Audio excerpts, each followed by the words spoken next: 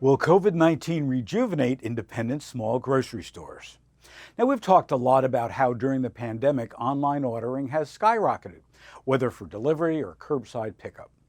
The Food and Environment Reporting Network had a great story about Dan Reineke, who, while he was in quarantine waiting for the result of his COVID-19 test, he had his groceries delivered to his home. His local grocery store, Michigan Hometown Foods, doesn't have an online ordering system, though. So here's what he did. He wrote down a list of what he wanted, snapped a photo with his phone, and sent it as a text message to the store's manager, Arliss Spillane.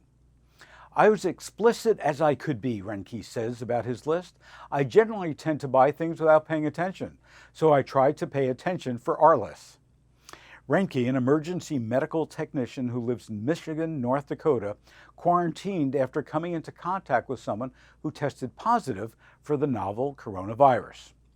Reineke tested negative, but he felt fortunate that Spillane and her crew were able to bring him his groceries. Spillane started a tab for Reineke because he only pays in cash, and he settled up once he was able to return to the store in person.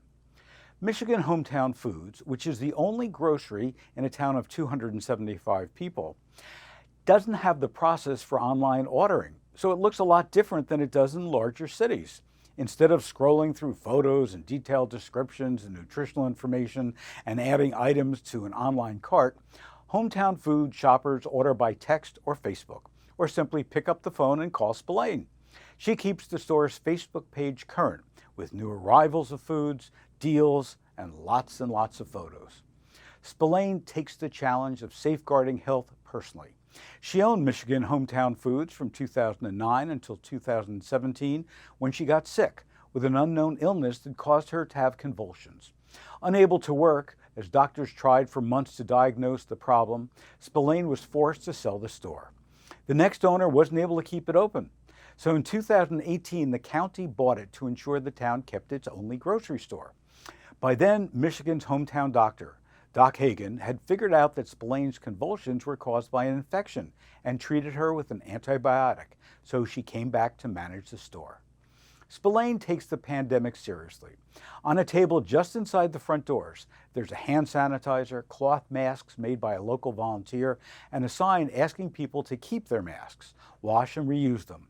When shoppers leave the store, their carts are quickly sanitized. Rural grocery stores across the country have been struggling for years.